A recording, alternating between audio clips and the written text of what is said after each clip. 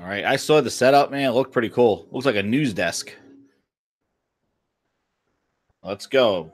3, 2, and a 1.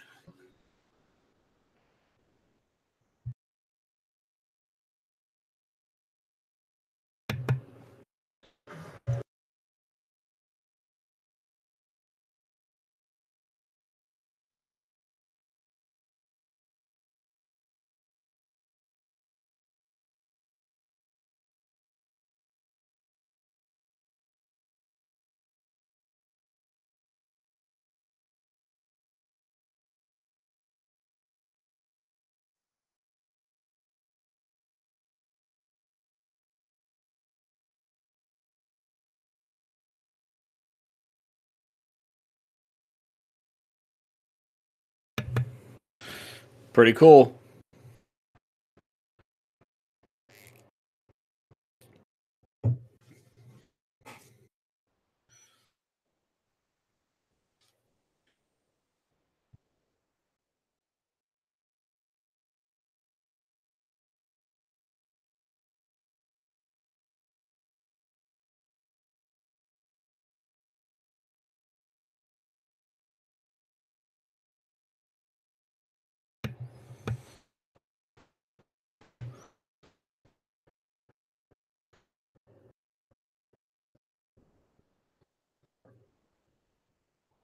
Oh.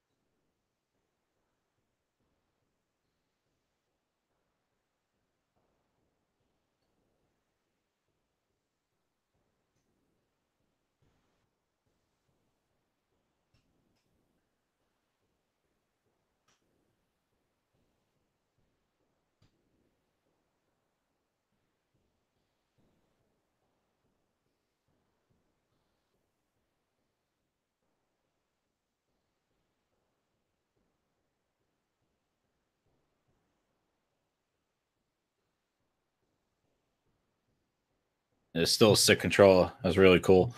Maybe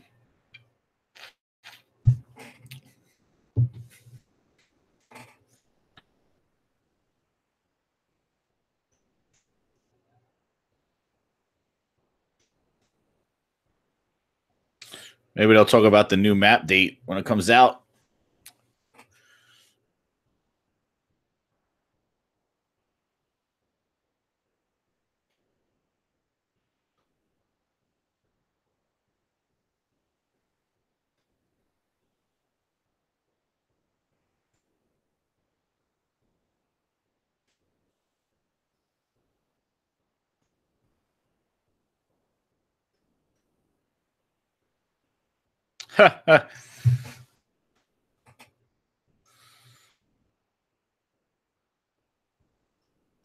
Wonder if it's Minecraft.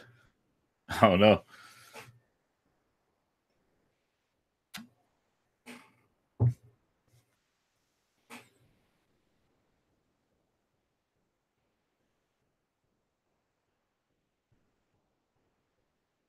Oh, Voss was incredible. I don't know if he could be outdone.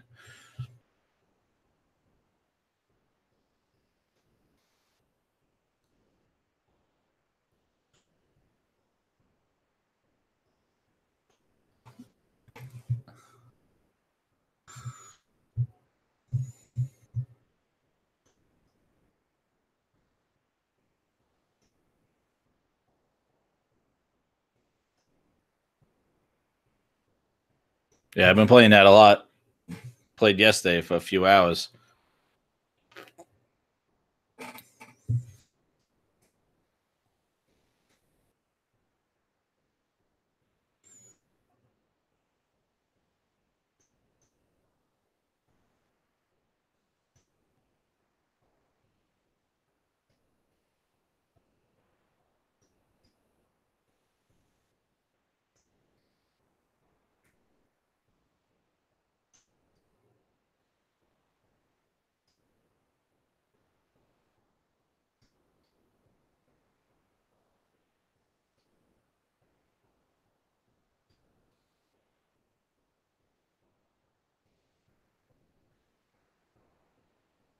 Wow. Let me see. We can do that. Yeah, sorry. This is my first time doing this thing. I don't know. So let's see. Does it seem better now? Maybe if I just put it like this size, I could put this over here. Oh, we don't want to see that.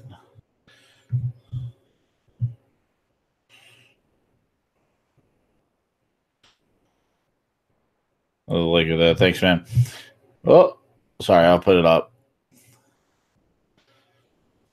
Does it seem better that way if I have it smaller?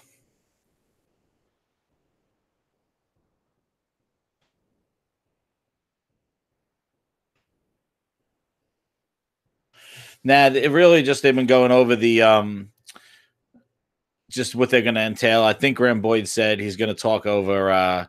He's going to announce the next game for Game Pass. One game has to do with building. That's about it. New good news. They're gonna have a PUBG update.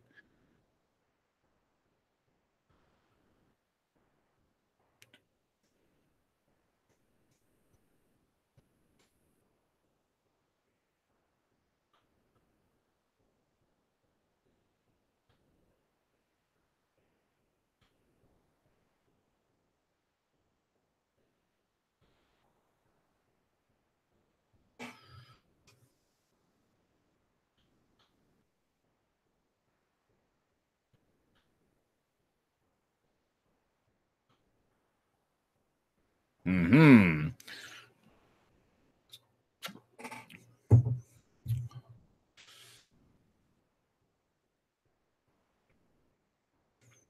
Let's do chat pop out. Sorry. Yeah, it was the first time I just did this like random.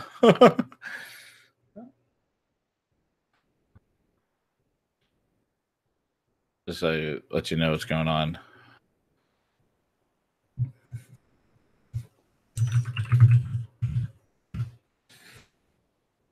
It's still lagging now. Just make it small screen.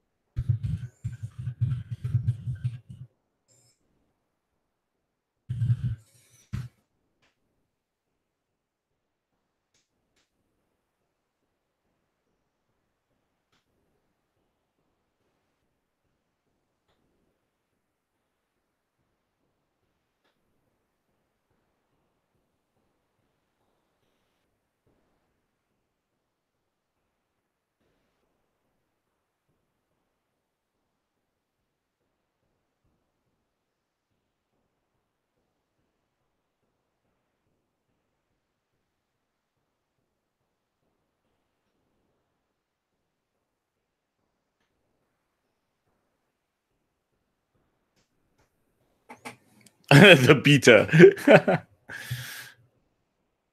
The beta. Game looks absolutely amazing. Yeah, it looks amazing.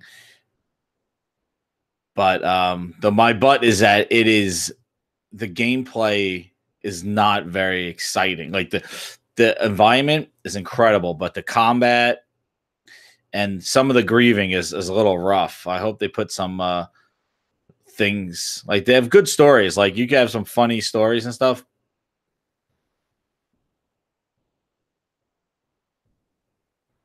Yeah, that's exactly what happened. Yeah, no, I'm sorry about that. Now everybody is attacking so far that I've seen. Maybe as it evolves, people meet up.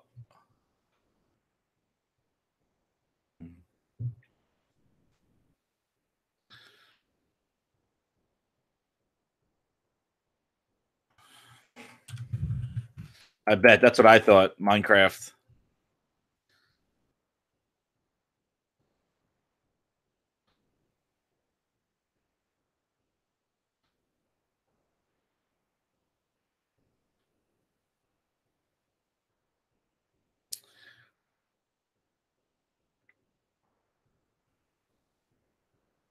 Oh, is it?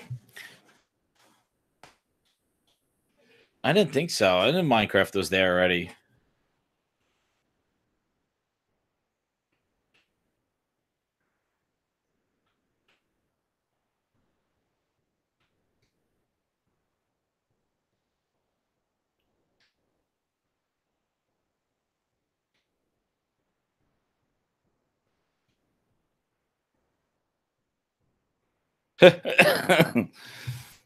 Yes, I know. They're gonna just talk about CFDs. I know my friends in the chat are just like, when they're gonna stop talking about CFDs? They need this though, man.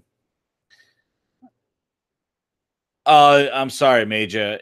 It is frustrating though. Like we spent about an hour looking for chickens last night, and we just gave up. And somebody killed our boat, and then we had to go get the chicken coops from somewhere else, and then go try to find chickens. It's fun, but it needs a little bit more direction, I think. Yeah, it's gonna have its appeal, but I just don't know about the longevity of it with people. Exactly, it needs marketing, and this is marketing though. Well, no, no. What is all this friend stuff? Everything I've been seeing, I've been getting killed left and right. GameSpot got killed. The guy stood on their boat and just waited for them to respawn and just killed them. They need protection against grieving. This is a multiplayer game only. You gotta have checks and balances. Everybody's not friendly online, man. They're not. And it's gonna discourage people from sticking around. That's my major problem with it.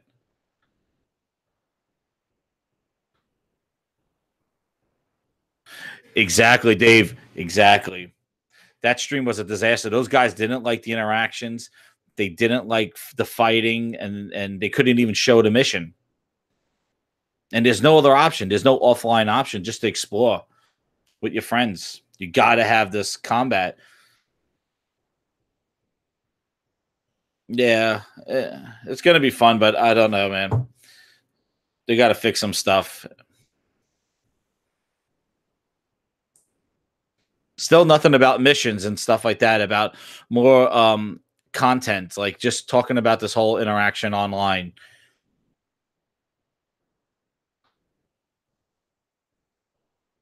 Oh, maybe now they'll talk about missions. Oh, here we go.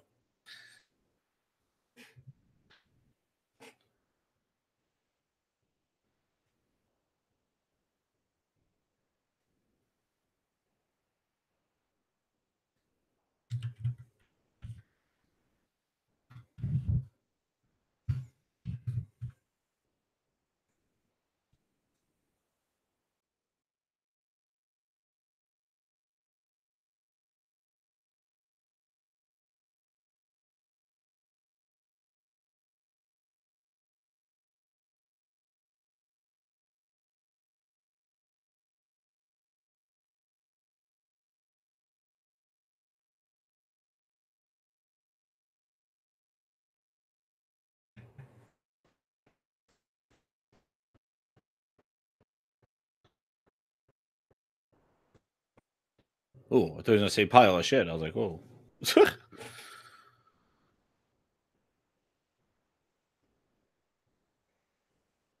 I did see that yesterday running at the Microsoft store. It looks really good. Like yeah, it looks. I'm not about the gameplay, but the game aesthetically looks like wow. It pops in 4K. But again, it's nice, but it's not what I'm looking for though. I want the big stuff, the big stuff.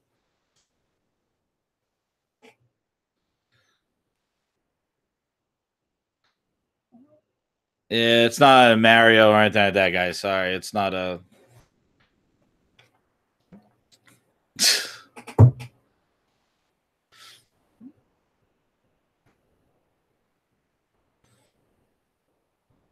I thought that was a Games with Gold. About 5 months ago or so. It was a Games with Gold. I'm looking forward to playing that. I have it, but it was a Games with Gold a while ago. I think it's been on sale on PlayStation too.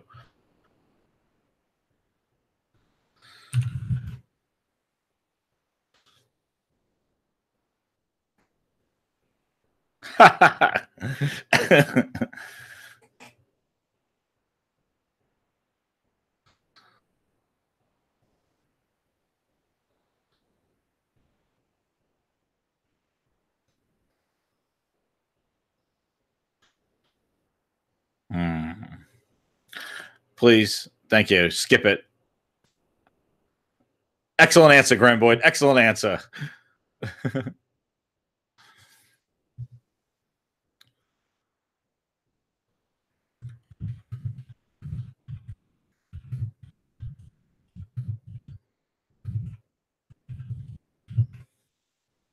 Yeah.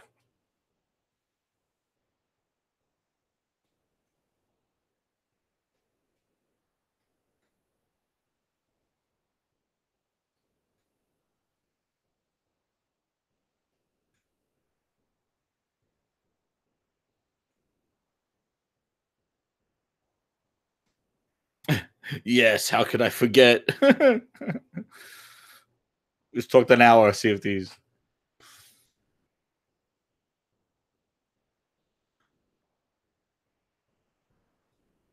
No preloads.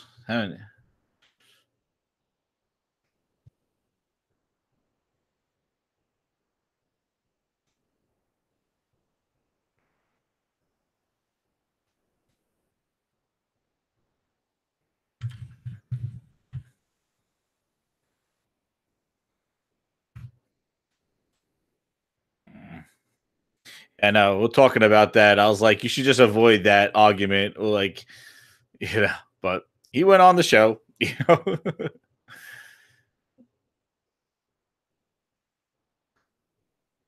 Uh-oh.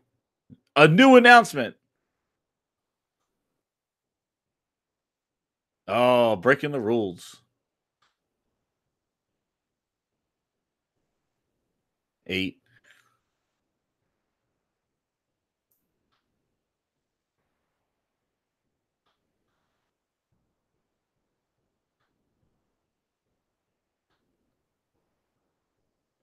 Oh, not. Oh, that's pretty cool.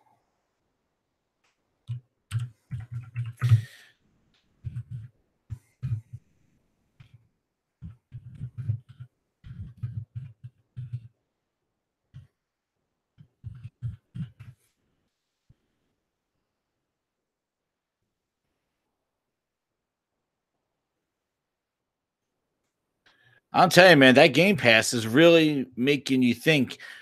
Like, should you even buy a game on Xbox?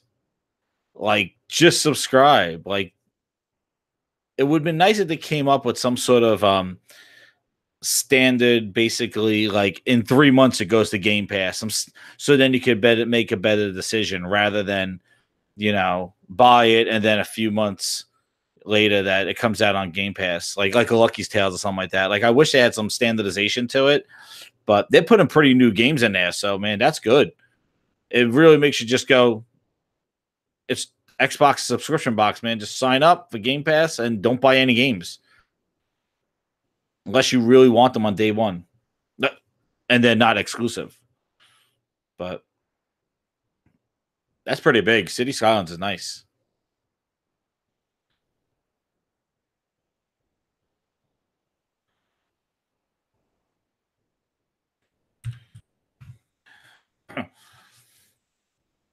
Is it enhanced? I don't know if that's enhanced. Is it at a? Is that Xbox One X enhanced? I don't know.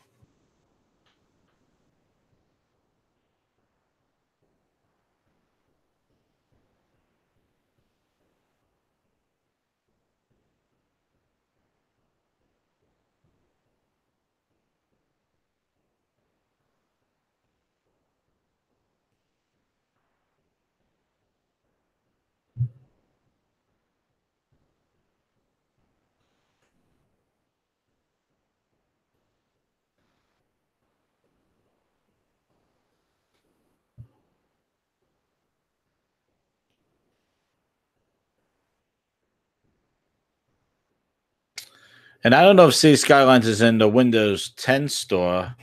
Not going to pull from the thing, but I'm going to check if it's in the Windows 10 store, because then that means I don't know if it's a Play Anywhere title. But no, it's in Steam.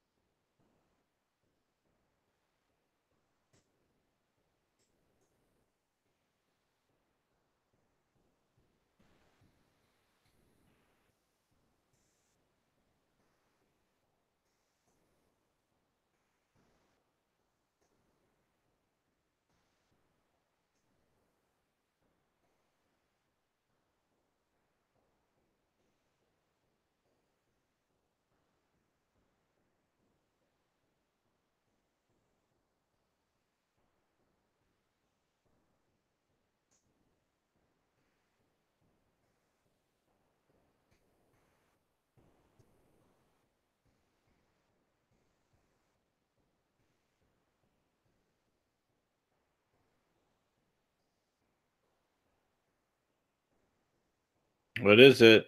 What? This is what they do. I hate that they make these things. What? And what happens if that overheats? They got a bunch of them to replace them? Those Scorpio editions had problems with them.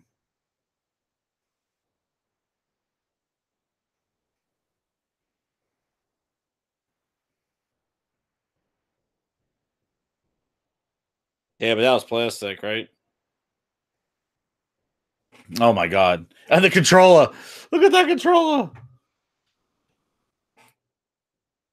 Yeah, those gloves. Michael Jackson gloves.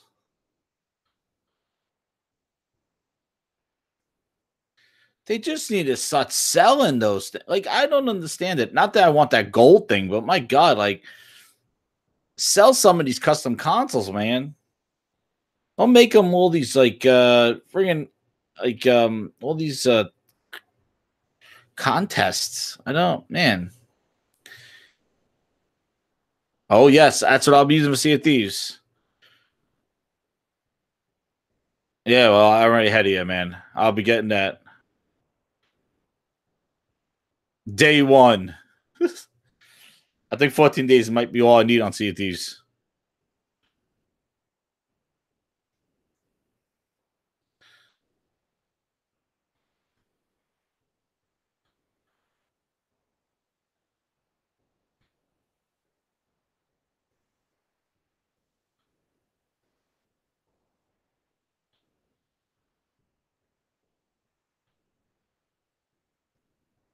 Find something about the missions.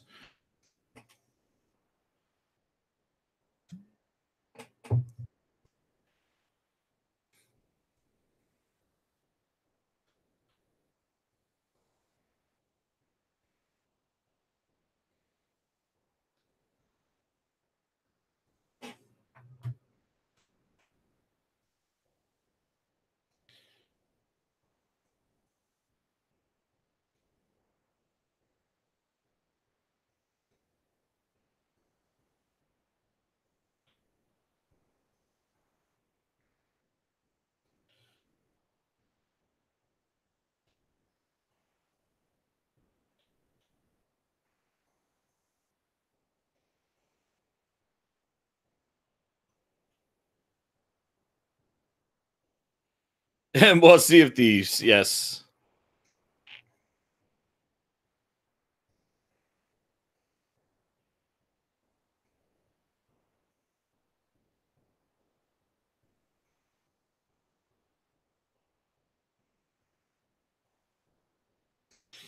Let's see how it looks on here.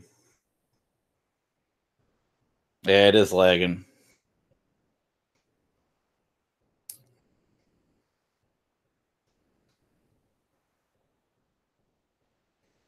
Yeah, I know. It is pretty good.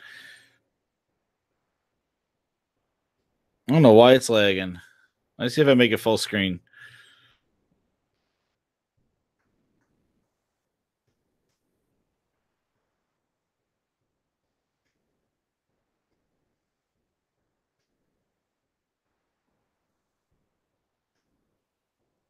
Yeah, that guy's lagging.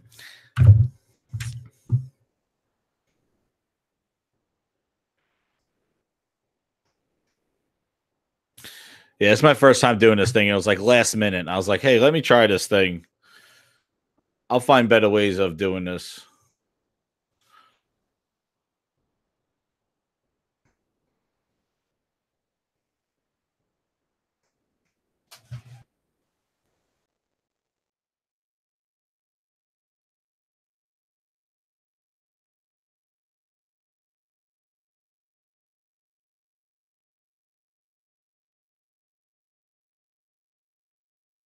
I'm telling you, man, that Game Pass is yeah, this is a mess of a stream, man. It makes a difference. Small fall, I know. You can't even hear it, actually. So I don't even know how even to do that to make the sound come through. That's another thing. Let me see. Ah, there it goes.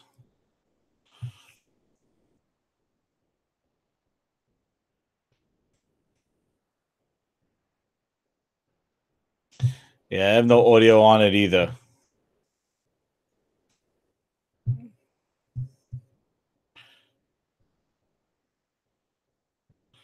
See if I do like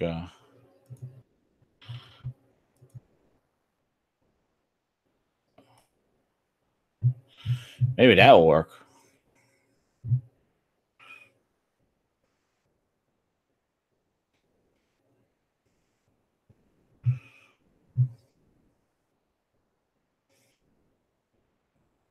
Let's see if that worked.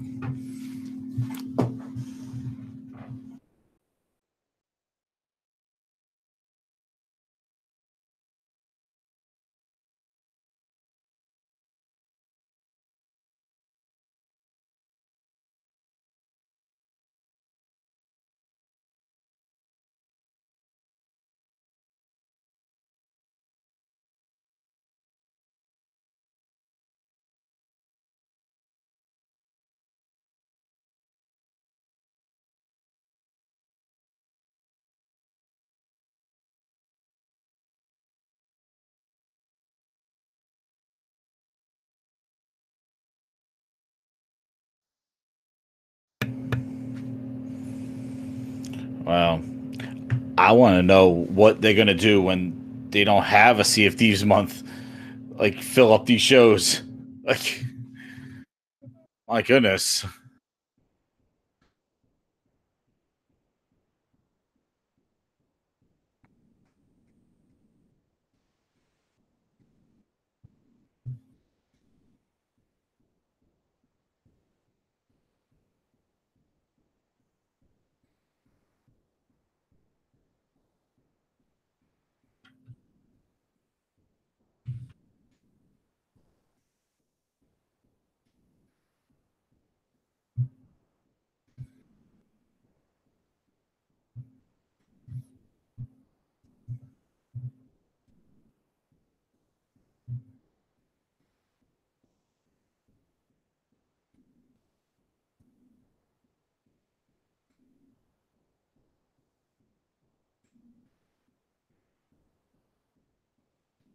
There you go.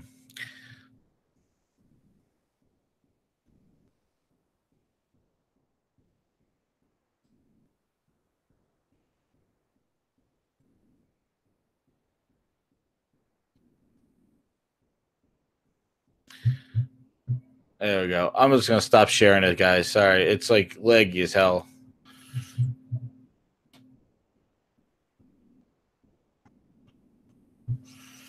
There we go.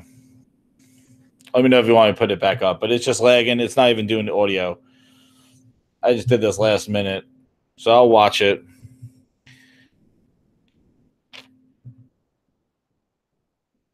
There we go.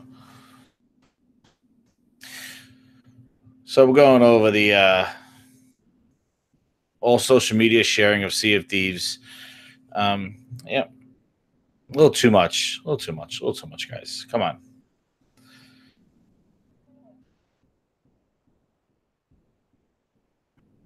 AJ, take off those gloves. It's a box.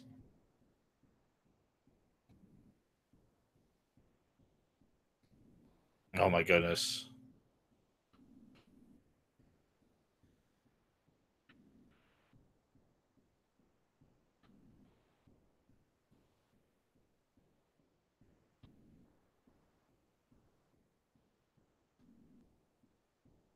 Got about 10,000 people watching the stream of Xbox on Mixer.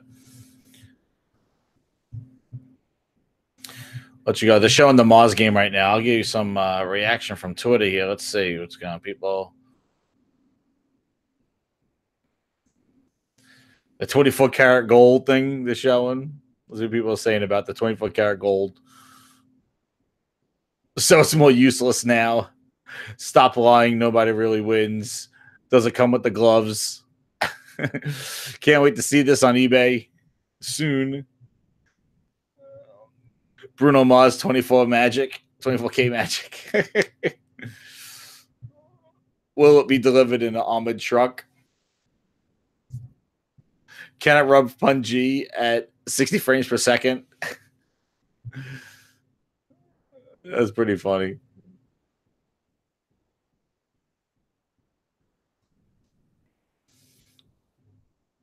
That's ridiculous. Let's see anything else on Twitter from. I see this Moz game. Another building game. See, I don't know now. You got City Skyline coming out for Game Pass, and then you got this Moz building thing.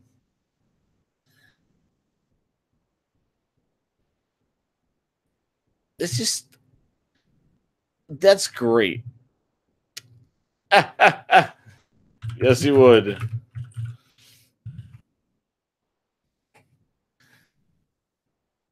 But like, it's just Surviving Mars, real nice. Like, it's just I'm fine, man. Let those guys make those games and stuff like that. But like, I don't know, man. Let the I don't know. It is what it is.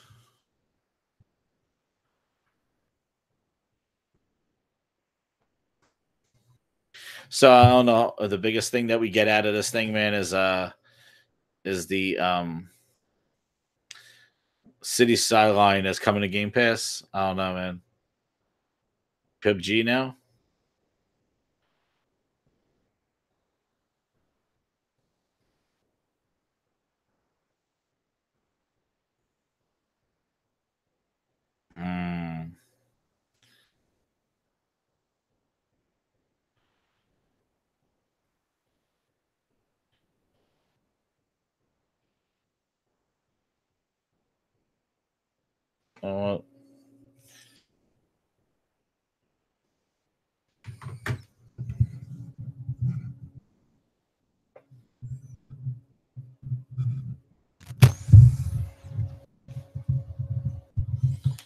Let's see if I get the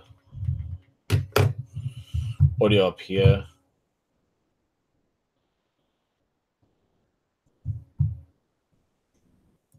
That's what I'm going to do. Yeah, I'm going to go ghetto style. I think they've got. Now, Mixer also introduced a brand new Hype Zone channel recently. Now, I'll do something like this. Right? Sorry, I've been doing like a whole bunch of different. It's Ace, right? Basically, it's a non-stop highlight reel of amazing gaming moments from, like, those really important moments in a game, right? Yeah, so when you're you're down to like 3 or 4 players left, and it's all live. It's not like pre-recorded highlights. You get to see people when like the game is getting its most intense. Exactly. So you're getting all those moments where there could be a chicken dinner. Yes, but actually, sometimes it's even more entertaining if there's not. Parents are here. Let's just earmuffs. Let's see, we go that way. Cover their ears. Now, so the PUBG Hype Zone channel already exists, and we recently added the Fortnite Hype. Fortnite is like the game that the world's going crazy for just now. If you head over to the Fortnite Hype Zone channel, you'll be able to watch, as I say, non-stop clips live from around the world of real streamers really streaming as they get down to those victory royales as well. It's pretty crazy. Like having luckily managed, I was streaming one time, got into the top 5, I think duos with Larry, and immediately. Yeah, this seems better. I could do more audio like that. You're in the hype zone. You're in the hype zone, and then immediately. Rather than sharing the video for now, at least. Well, that's it. I love watching it, and you can actually see it happen to streamers' faces when they realize they're in the hype zone, and it's that extra stress and like pressure that comes upon people when they're in there. Like, oh, so a lot of people freeze, but that's that's part of the fun. Exactly. It is all part of the fun. And it's a great way for discovering new streamers as well, right? As I say, these are real streamers streaming in real time all around the world. So when you're watching, you can fixing that. People that you would never normally have discovered before, and there you go. You might find your new favorite Mixer streamer. Exactly. So Hype Zone, you can find it pretty easily at Mixer.com, and Mixer has also announced that they are the exclusive new home for Smite Pro League and the Smite Console Series.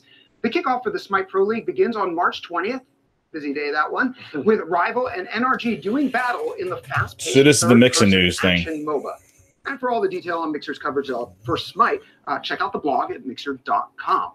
Right. All right, let's go back to Sea of Thieves. Yeah. Oh my God! This is what Sea of Thieves is all about. We're not just talking about going from island to island and finding treasures. You actually discover how the game. Yeah, Dan, is that better? I figured like how to fight, how to sail, how to fight, how to navigate the sea. Figured just do the audio. I'll capture it with my mic. How to even shoot yourself from a cannon. It's actually really fun watching people for the first time. Yeah, even just lifting the sail because you're dropped in there and there's just. Ni no Kuni 2. I started playing Ni no Kuni 1. People do that as well.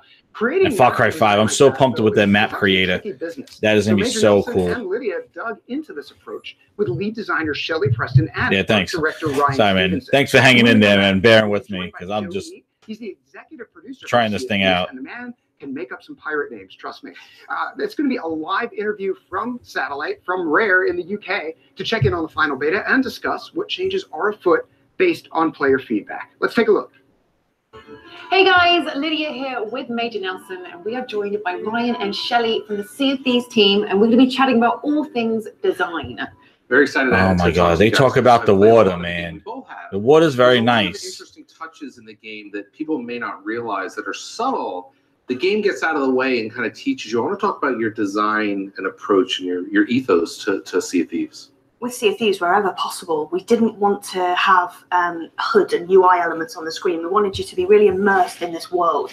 And we saw it as a real opportunity that we could just teach you through natural kind of audio visual feedback, just teach you how, especially things like how the ship works. You just feel like you're learning that naturally, like the ship is this real mechanical thing that you're learning how to sail. So we wanted to keep all the feedback like just natural and in world so that you're just immersed. And instead of looking at little indicators on the screen, you're just in the world. And the crew that you're with is a really important part of that. Bringing you together and trying to think of ways to kind of naturally have you cooperate and need to communicate together was a part of that. So the reason why we split the map up from the person on the wheel is so that you kind of need to cooperate together and to communicate. And I think the way that everything works naturally. And I think that's a little annoying when you have one person because you got to keep running back and forth to the map and then to the wheel, even though it's a shorter run, but. And you got the map like that. Well, that's the map of where the destination is. You don't have the live map. You're using a lantern, you're using a compass, you're looking at the map and looking at the wind. It makes you feel like this is a world that ticks in the sense. That's exactly what we wanted you to believe you're there in Sea of Thieves. You know, that's the lack of HUD on screen. You're really there. You're in this world. You're acting how you would expect to act. You know, if you're lost on an island and your crew's trying to find you, they don't look on a mini map to see a marker of where you are. You get your compass out and go, oh, I'm to the west, or you say, I can see the sun setting behind me, and you just use natural in-world ways like you would in real life. Right. Yeah, and I think a great example of that is when you look up and you see the direction of the wind. Yes. I mean, clearly everyone knows, okay, the wind's going that way. I guess I got to have my sail so that I can turn it around and enjoy the breeze to my back to get where I want to go, right? Yeah, exactly. So the more you turn your sails, the more wind you're catching in the sail, the faster you go. Even the amount it billows as well. So the final billow when you There's really kind of a neat snap to it. Yeah, it's kind of boom. We exaggerated that. We wanted that to really pop, so you get that feedback that it's in you're in the sweet spot. So you talked about sort of, you know, exploration and discovering things for yourself. Obviously, with an open world game having this mass, you know, advanced sea to explore. How did you deal with kind of getting to the end of end of the map, if you will. That's one of my favourite things, Yeah, actually. the idea The water turns red this kind of and music impenetrable plays. fog around the outside of the world, which was the nickname the Devil's Shroud. Mhm. So it is this really disruptive kind of sea that's poisonous. So we made it visually like it was dangerous to be in. And Yeah, the design everything came turns really red. the whole way it starts damaging the ship. as well. Yeah. And I didn't know that until somebody told me. Like, they're like, get out of here. Like you might Like, what? sail off the edge of the world and I didn't even know what I'm happened. surprised, like, why is the sky turning red? Yeah. Like, what's happening? And then It's happened, you yeah. can hear like the ship is under strain. The audio team did an awesome job with that. It really feels like your ship is getting punished. It's crumbling. Yeah. And then you start taking all this damage, and then very quickly you learn, like, oh, okay, that's what happens when I sail off the edge of the Yeah, map. there's a lot of There's a cool talking in this. I'm version seeing that some of the is Twitter like feedback. Like, what there you're is, doing so like, it is a you can talk bring show, players but together. it is the skull over the island. it's a That's little bit very just, subtle thing, but I mean, everyone will look up and see us go. Something's going on there. Let's go, right? And that's really. they're just powerful. talking so Yeah, much about that's Sea of Thieves, but they're Well, not it's talking designed about so that like you can see it from really far away, and you can make the a decision game, if you like wanna go the there, because gameplay, of and course you know, that and everyone what else can see still it what as you well, do so it's a besides dangerous place to doing be, those because retrieval it's missions and just quite hanging out on the boat. It's take all on the about challenge just like before. The original create your was own about adventure, in the sense that basically, you and wanted you know to that's survive. nice We and didn't stuff. want to But do the traditional I don't know, man. rock. So Built far, on like island, it's you like go somebody around telling you again. you're gonna That's what it experience is. all So it this was stuff, born and out then of when the you idea of actually like do the it, smoke coming out you're of like, the island and forming that oh, ball. those are the So highlights we that actually they're had that speaking quite early about. on. It's This not visual the was date. what was really It's not the interesting. minute-to-minute gameplay, because Before that the is kind of idea dull. bringing Because you're just sitting on a boat, the school for kind of looking out at the powerful. sea, The kind of looking hovers for above, and it's very foreboding other fashion. That's looking in for some ways other it's beckoning ships, Oh, things yeah. like that. And then last night we were trying to get away from the ship. We got super fast away from them, like use the wind and everything. They still chased us down and just harassed us, and we didn't have enough cannonballs on our ship, and they wound up just coming on our ship, killing us, and then sinking our ship, and and just sinking our ship. And it's like, and then they put us in another area. We had to go get the crates, and we all said, you know what, I'm signing off, man, I'm done. And we signed off. And we were able to put really That's the reality so far of what I experienced. You're holding your hand with a cracked lens. They're really like to feel battered. We were trying to get talking more this up, story and it's to every like, single item. you don't know By people designing online, it, man. by You lighting, maybe some of the way between that your it dev guys and interacts best with them, friends. we're able to really make the most of it. Yeah. We are. I don't know. 60 or 70 miles from the ocean. How in a landlocked space like out here in Rare did you guys do such an excellent job? Tell me Yeah, about the water is pictures amazing. that The you lighting, captured so the accurately atmosphere is what it's like amazing. to You be just on the want ocean and to the pirate. do more in it, and that's what I feel like when I'm in it. I feel like I want to do more in it. All the bad ones. But yeah, we also went to the Golden Hind down in London. You know, I look at that area, and I'm like, oh my god, if I could do this, if I could do this, if there was like a huge barrage of a huge fight in the sea, and if there was yeah, exactly. And the other problem I'm having with this game is the other issue I'm having is that there is no penalty for it's the mind's eye. there's no penalty for dying or for losing your ship or for anybody to risk. There's no risk reward like you would have in any traditional game. And people would just like crash their ship into you. Why? Because if they don't have any gold or anything on their ship is a lost cause. Who cares? Let's just go kill these guys and harass them, and then basically spawn a new ship and do it again. There's no financial penalty. They don't lose gold that you want to kind of save your ship because you'll lose the money that you gain to buy a new ship. Things like that. Like, there needs to be the checks and balances in it, and it seems to be super wide open right now that people are going to ruin the game. And from what I experienced already, and what GameSpot experienced, people are like they're grieving. So now we're talking to Rare again. We got Rare again. Here we go. You must be so busy at the moment. Thank you so much for sparing some time to join us. What's the vibe like in the studio just now? It's crazy. It's like the anticipation, for launch that's coming up, and also just the excitement now for the beta as it's live with loads of people monitoring everything. Looks like you said that about home. The beta. Players are climbing and climbing and climbing. We've currently got the highest amount of players we've ever had playing Sea of Thieves at the same time. Well, it's an open to everybody right now. It's amazing, and it's going to keep growing through on time. PC and Xbox. Stats behind you on the screen. So you're sitting in the lobby of the Rare office near Birmingham in the UK, right? Tell us about that screen behind you. Yeah, so behind us here, we've got some fun stats, nothing too kind of business critical that we're kind of sharing here. But in the bottom left, you can see that there's players kind of on adventures showing who's in solo crews, who's duo crews, and who's in galleon crews, kind of which of those has been selected today. So this is all kind of today's data, because it's really important to us that there's always a spread of players and kind of, you know, so there are people out there on their own, there are duos, there are the bigger ships. So you've got that real kind of mix. So when you're out there and you see that set of sails on the horizon, first of all, you're trying to spot what kind of size it is, and then you don't really know how many people are on those ships. But yeah, really important to us as we you know grow this game and move forward, that we've always got that balance. And so we take this data, and if it's going in the wrong direction, then we'll start tweaking things in, you know, behind the scenes and making decisions to bring that back into balance. All right, so the final beta is happening right now. Everyone can download and play it this weekend. Anybody can go and play, yeah. Fantastic. So what are you showcasing in the final beta that you maybe haven't shown before? So two major things. The first one is skeleton forts, which I think we talked about in one of the previous sections about this skull cloud on the horizon that you'll see appear.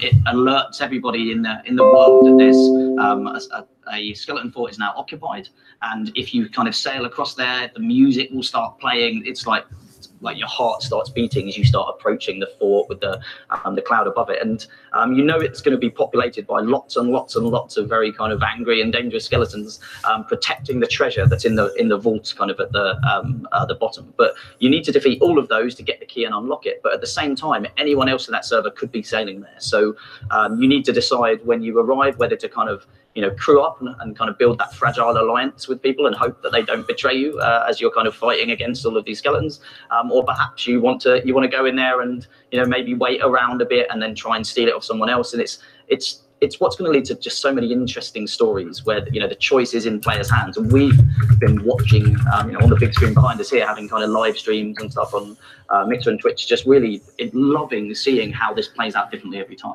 Yeah, And then alongside that, we've got the Merchant Alliance, which is one of the additional trading companies that are in there. And so they send you out in the world to get chickens, to collect animals for them. Yeah. So, and all I found was pigs, and we found one chicken, and we couldn't catch it because we didn't have the crate. To kind of hunt around, find them in the world, and then take them back to a certain kind of outpost within a specified time. And yeah, it's really cool, the kind of reactions that you'll get from the animals. So the pigs, you know, you have to keep them fed, and so you need to and they love bananas. Like, it's renowned for pigs, big fans of bananas. You love bananas. You know, we've done our research, yeah. But and so, you know, you have to keep them fed and stuff. So if you're on an island and you spy a pig, if you get a banana out, then he'll be friendly. You know, he won't be scared of you because he can smell that lovely, luscious banana. But, you know, if you then switch to a gun, then the pig suddenly takes fright and flees off into the hills, and it's really funny. But one of the chicken to you. Kind of saddest things I think at the moment, actually, that our players are discovering is right now there isn't a way to, if you kind of accidentally capture the wrong animal in a crate, you can't actually kind of release it from that crate yet. Oh. And so there's only kind of one choice that you have if you want to kind of empty that crate. Don't say it, Joe. Go and find the right animal. Don't say it. I'm just going to leave that to leave that to your imaginations. But yeah, so that's something that we'll be addressing in the future, I think. But at the moment, you've got to kind of take a deep breath and kind of look the other way while you do what needs to be done. Do you think the Merchant Alliance might be interested in a couple of fine parrots?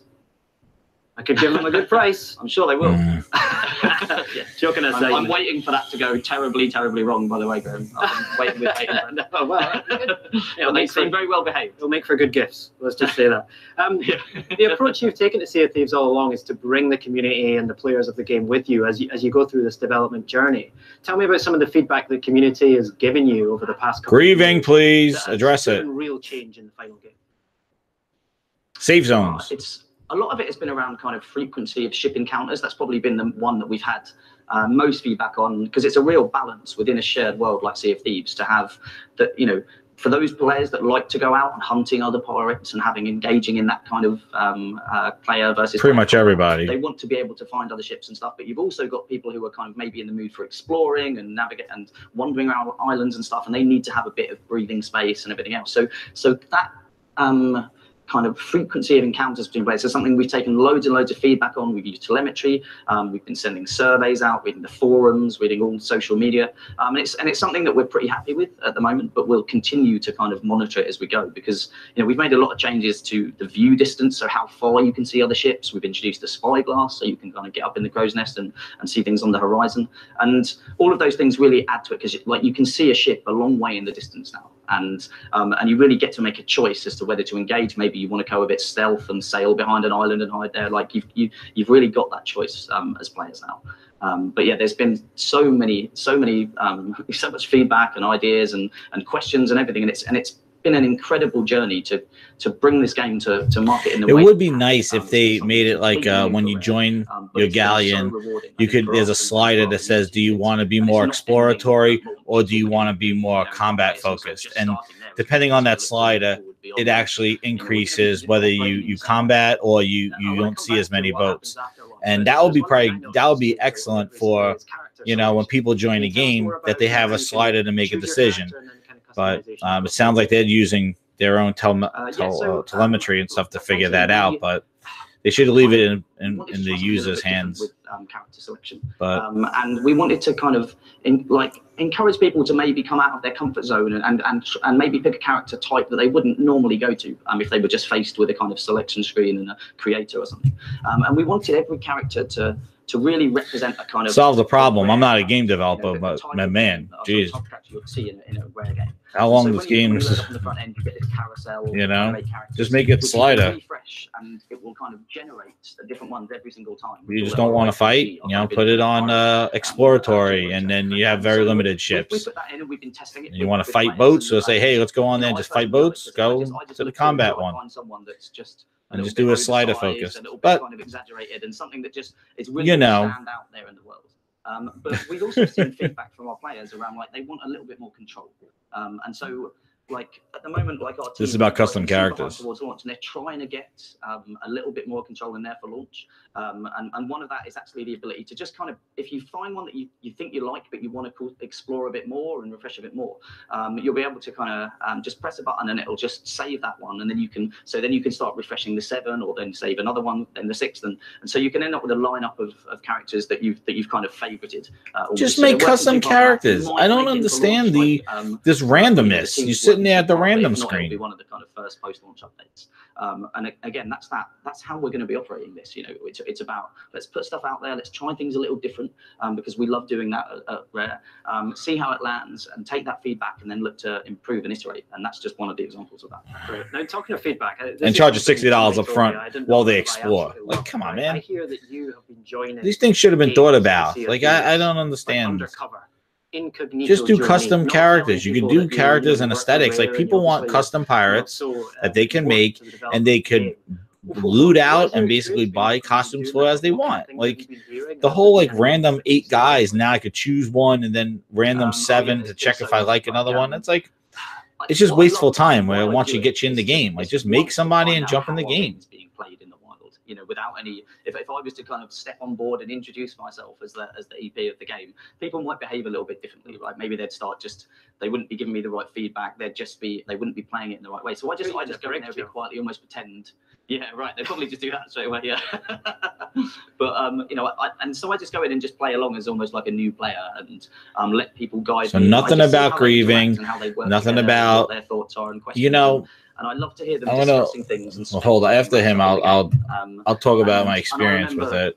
Joining this crew, there was 2 players who were brothers, and one of the brothers was clearly the guy that was in charge. And he was as soon as I joined, he stated that he was the captain, and so he was in charge. He's going to be telling everyone what to do, and then introduced his brother and stuff.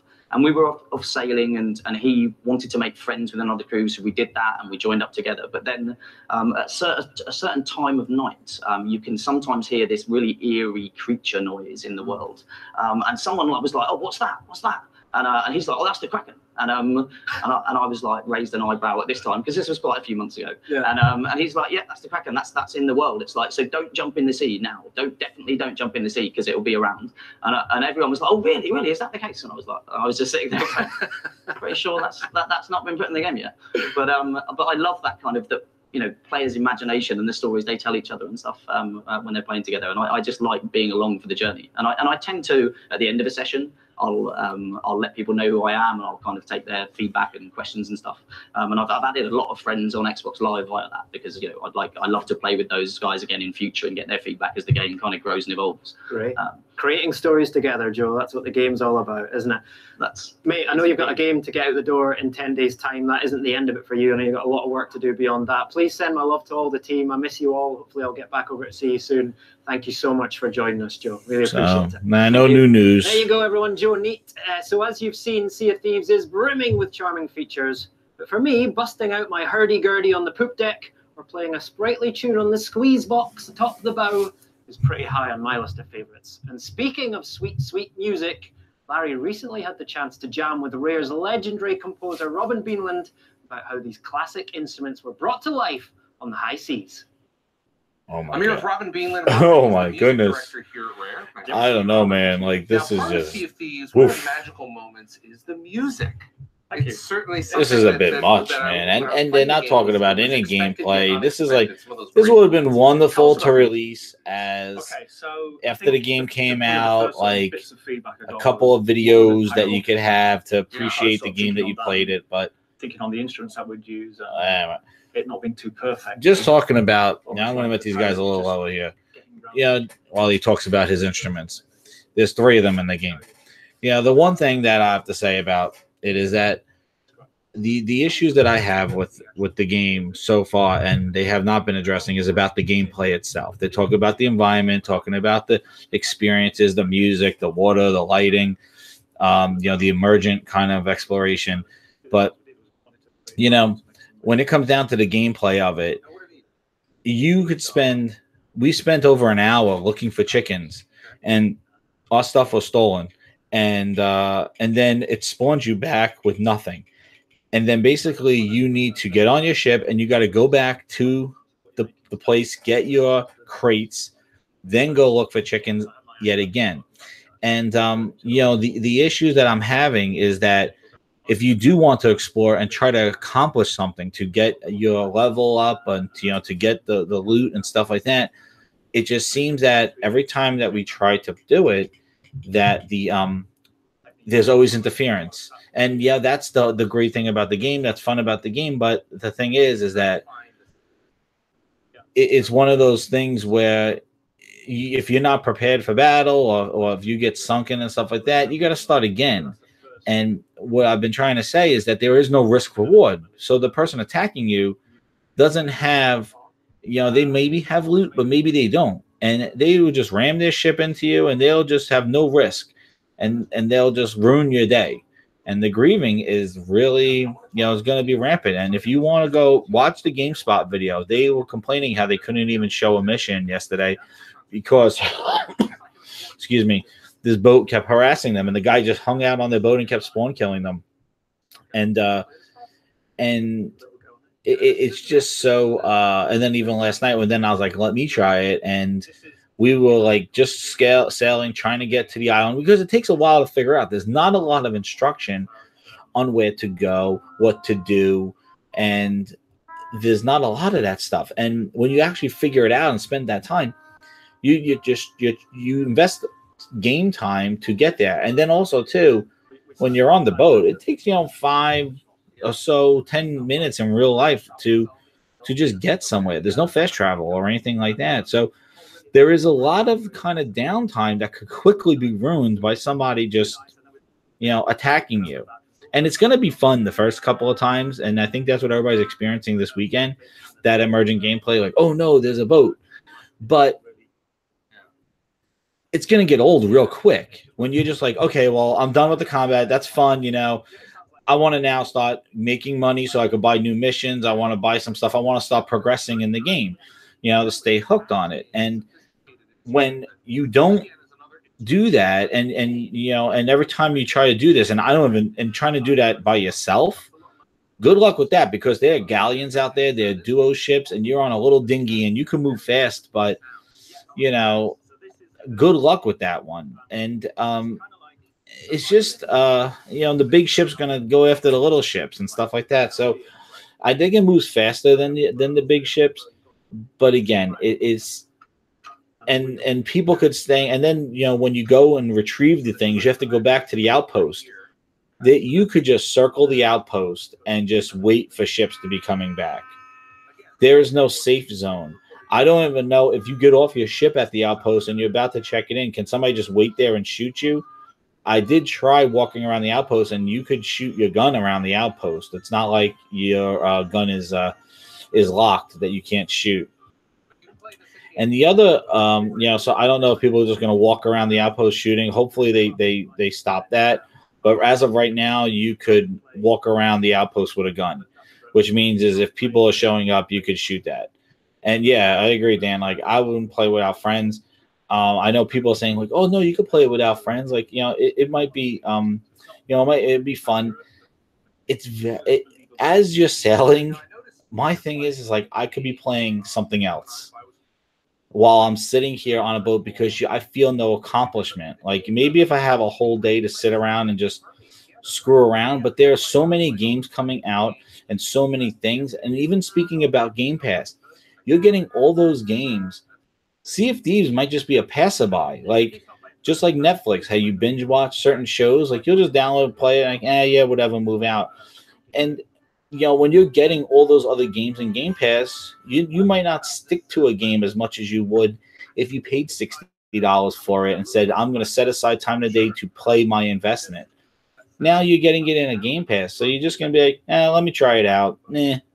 All right, move on. And when you have that experience, like you got to have something that's engaging. And every time you jump on this thing, if you're just getting constantly grieved, or you can't cash in a mission or level up, and even that really doesn't even matter because it's all hats and jackets and all that other stuff. But there are going to be some dominating people on this, and this thing's going to be good for people. It's going to have an audience. It's not going to fail, but it's going to have legs. Like I'm sure they'll be adding stuff to it.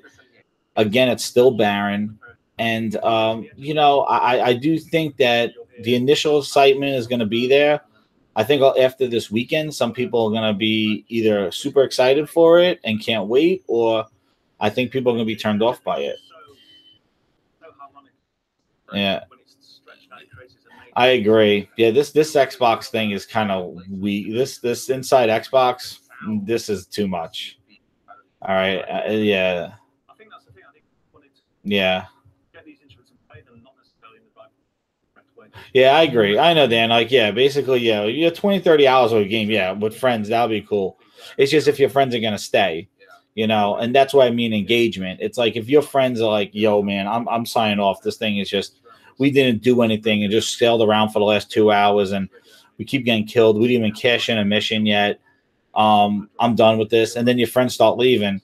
Then it's like, okay. And that's what you mean. Like, you want to have engagement and fun with friends. And I think at first, it'll happen, but if they don't put in some oh really? I didn't even look at the comments in the stream. I'm sure on YouTube it is pretty bad because this is they finally stopped talking about the music. I'll put it back up again.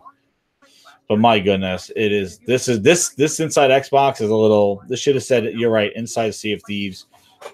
Is he talking about Sea of Thieves? Who's this guy? Oh yeah, PUBG. I'll put the volume up again. For Xbox One, and I have to say, I'm asking quite a great sneaker collection. I love your All-Stars. Thank you. Appreciate it. Now, Nico, I want to, first of all, thank you for joining us. You didn't bring one, but you brought 2 chicken dinners. You brought the one over there, and then there's one on your shirt. So you're all about chicken dinners. Oh, good, yes. Now, working on PlayerUnknown's Battlegrounds, or PUBG, as they call it, there may be some people that aren't familiar with the game. There may be like, I don't know, this many people in the world. But why don't you just kind of level set everybody so we can get started? Sure. If you're not familiar with the Battle Royale genre, PUBG is a 1 versus 100 last man standing event set on the fictional island of Erangel. Everyone starts off every match equal in the back of a giant plane as it's flying over Erangel, where you can strategically decide where you're going to eject. From the moment that you hit the ground, the clock is running, the map is slowly shrinking, and your job is to very quickly gather resources, armor, and weaponry. So that way, as the conflict starts to shrink down in the center of the map, you can do everything. People that don't know about PUBG are watching right now, 3 o'clock on a Saturday. It is obviously, that's why you get the chicken. So we've been playing, Larry and I, yes, since it launched into game chicken game dinner preview last December, and the game's advanced quite a bit. How has the Xbox Game Preview program helped the development of PUBG on Xbox? It's been a really powerful tool. Xbox Game Preview allows developers to come very early in development to our marketplace. And through that, you can engage in very. It allows us to put trash on a console and fix it, increasing the quality of the experience over time. You know, we're never really done with PUBG, right? This is a game that lives forever, right? We're constantly. Oh my God! Why are we hearing about games that live forever, man? You can see even over time the incremental improvements that we've made to the experience. And I want to talk about that because just last week you released the latest patch. I think there's been like 9. Oh, we're going to talk about patches now. Right? Yeah, we've been. Their roadmap was all about stability and the new map that they promised last year that's coming out. Experience, optimize the frame rate. You know, now we've just recently released our spring Xbox roadmap. That's, you know, in addition to continued optimization and bug fixing, which is just something that we're going to be doing every day. There's also big content chunks that we're looking at. Everything from things like emotes and customization options to, you know, we're super excited to talk about Miramar, which is the desert map that's going to be coming to our platform as well. And as a vehicle for players to get an early look at it, we'll be launching the Xbox test server for PUBG. So anyone that has PUBG or owns PUBG will be able to download the Miramar test server and provide us great feedback and hop into the desert map this spring. And that's actually when you boot up PUBG, you'll go in, you'll be able to choose one or the other, right? We're going to figure out what's the proper way. Well, when it comes to, you know, when we start off with Miramar, it'll be on a dedicated test server. So we're going to want to funnel everyone, and we'll probably have some dedicated nights where we celebrate, hey, come join us for Miramar. Right. And then we'll figure out how we're going to sort of present that. So even the new map is going to be a test. Now, for those folks that are home, like Jeff and I, that play quite a bit, you have played the heck out of this game. You work on the game. You work with the teams. Tell us a little bit about some best practices, as we say. You know, what's the best thing, like where to land, what to worry about, what not to worry about. Best practice. Don't play it on console. The zone closes. How do you win? How do you win the chicken dinner? I mean, some people that are real, like, I've seen you on the kill feed a lot. I think you're pretty good. I am, though, on the wrong side of the kill feed. I think you've done pretty good for yourself. It depends on what kind of player you are. Yeah. That's really the beauty of PUBG, is that players can express themselves and they can jump into Erangel and play however they want. If you want to go where the conflict is, you know, head towards the center of the map where there's a lot of density of players. If you're like me and you kind of want to hang around and be sneaky, you can start off on the peripheral. The one thing that I would recommend the map lagging is just remember where the plane comes in, where you feel like most of the players are going to drop, so you understand as the circle is shrinking, where is the best strategic place to line yourself up towards sort of the end game of the experience. Yeah, that's one thing that Jeff and I have done, and I've done it with one of my other squad mates, is they're showing it that way because a lot of people forget about the flight path. You're right. And we'll drop down and maybe go to a far corner and start looting because we'll have that to ourselves and hope that the circle is kind to us. Yeah. So a couple of like big pro tips that you can't forget. You got to get good at using the back button to survey the inventory, because sometimes things are laying on top of each other. Like a jacket might be covering like a really good weapon. Yeah. So using back button really fills your inventory with the options that you need to. Or hitting the hamburger button so you can see everything that's in that pile and just picking the things that you want. And also double click from a still position will auto run you, which will enable you to use a much more freer version of free. So the Xbox roadmap is stability and emotes and a test server for the new map coming this spring. Not today, this spring, because, you know, all we do is wait. You know, aiming down at me. Right. Well, that'll also just drop. Everyone does. Like, please go ahead and drop. Yeah, make it easy for us. I mean, there's a lot going on in this game. I remember the first time I played it when we played it back in December. Of course, I played it on PC. It's been out for about a year. But jumping in, it's a little daunting. But the great thing about it is you play it, and if you're out, you hit a button, you're right back into the next match. Right. That's it. And it's. You know, for me, I equate it to golf because I'm kind of terrible. But every time that you play around in golf, you get a little bit better. And PUBG is the same way, too. Every time you get in, you get better at understanding the environment, learning the landscape, and really getting good at the inventory. Ask the real question. When is it coming out of preview? What we're not getting good at is learning how to pronounce all of these different places. Yeah, exactly. I actually what kind of roadmap they have right now? Nico, I'm going to pull this out. And this is the official visitors map for Erangel. Just pick that up at AAA. Yeah, exactly. Except AAA. So this is the AAA map. I agree. This show is just. One of the challenges we're into is this show is rough, man. This is just. You're flying over this. It's like we got two things. Let's just beat you over the head for this long. Like, this does not have to be this long. This is just. I don't even know what they're going to talk about next month. Sea of Thieves again, and share more screenshots. And probably do more PUBG because that's probably when the map will release. like, is this all we're going to talk about? Like these two games, Sea of Thieves, PUBG, State of the K2. Like, this is it, man. Like I'm like, oh, well, they're supposed to show an update too, the spring update. Yeah, so I mean, it's really, you know, that's. But this is just rough, man. Oh man. One of the things I've noticed from playing for the past. We're on a Saturday afternoon. Really about. Put this on Wednesday afternoon. You need to know the terrain, and I'm getting to know the terrain. I know you do it, Jeff. I know you know it very well. It's just spending time out there and the valuable of looking around. Right? Yeah, exactly. You know, it's almost like the Mage and Nelson podcast. Like, it just seems like, you know, it's sort of like what we're playing, things like that. Like, this really isn't like a Nintendo Direct. So, I think after this, we could all say that Inside Xbox is not Nintendo Direct.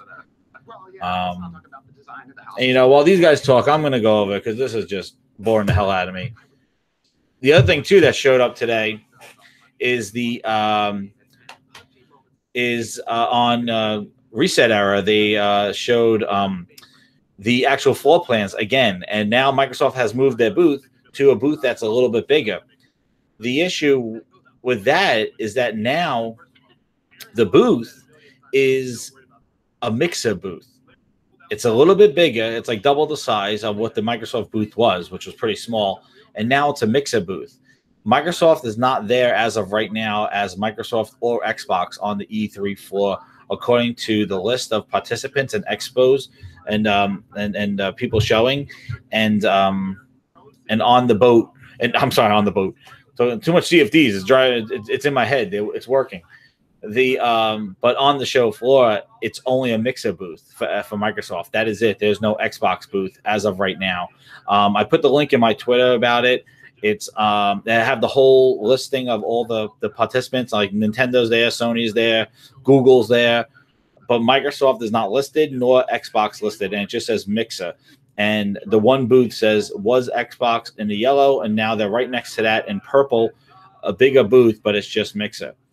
And Sony and Nintendo have their monstrous kind of 5 booths each next to each other. You know, it brings up a bunch of questions, and there's a lot of people going down the list. I was reading the whole thread on Reset Era about it, and a lot of things of like how maybe there's going to be an off thing where they're going to do off-site, like an EA Play or something like that, where they'll have Sea of Thieves, State of Decay, maybe some new games coming out that they're going to play, but they're not having like an Xbox booth per se at E3 as of right now. Now, again, as we saw with the Fortnite news, things could change in the next couple of days, but Aaron Greenberg was right that what the hell is this? Is this Minecraft? Because that 4K update's been delayed, and I also saw a voucher for it. It's going to be, I think it's going to be a paid expansion for Minecraft. It's not just going to, I don't know if it's going to be a free update. What is this? This is not Minecraft. Oh my God. Well, anyway, back to the, this is a new game? Is Dragon Quest Builders? What?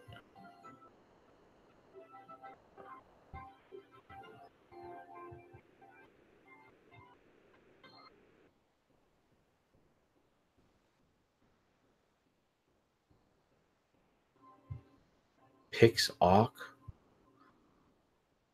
coming to game preview March 27th. All right, joining us now is Nathan from Studio Wildcard to discuss all things PixArk. All right, I guess this is new news. Man, I'm telling you, so many things are going to preview program. Like, that is just their thing, their way they're getting these games.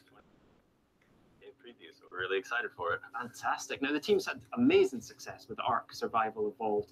Where did the idea for PixArk come from? Minecraft? Yeah, so for PixArk, we wanted to expand the Ark IP to a younger audience. You know, as you know, if you played Ark, it's a pretty hardcore game. It's pretty unforgiving, especially for the new player. And we wanted to take the core survival mechanics of Ark and added the creative, you know, block building system to it. And here we have PixArk. You know what I love about this is because I'm a dad myself, right? And my boys play video games. I can see Ark Survival Evolved players being able to play PixArk with their kids. Yeah. That's great, right? Yeah, I think that was one of the major ideas behind it too. All right. So I think we've got some footage of the game here running. you know, everything that people know about Ark Survival Evolved is really going to show up in here, right? We've got the dinosaurs, we've got the crafting, we've got the exploration. But tell us how the game actually works. Yeah, so you know, you spawn in the game in the world. You actually coming down on a balloon, and then you start off, you know, with nothing, which is, you know, it's kind of scary at first, but you know, it's a lot more toned down. It's more simplified.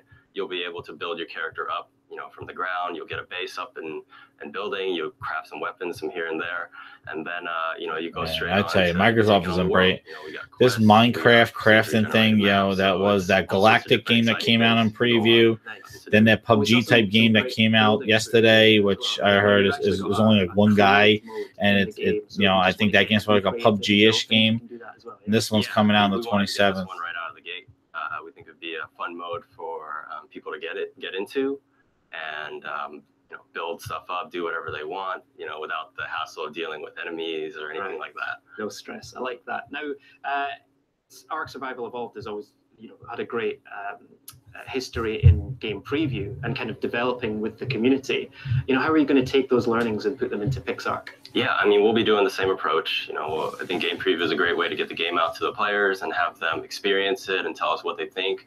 And then we'll be using their feedback, you know, through forums, through social media, and figure out, you know, what we can do to make PixARK a very enjoyable experience for everyone. Nice. Naven, great to meet you. Thanks for coming on and talking to us. Remind everyone when PixARK is coming to Xbox Game Preview. Yeah, so PixARK is coming out on March 27th for Xbox Games Preview very soon. Yeah. Nice. Great. Thank you very much.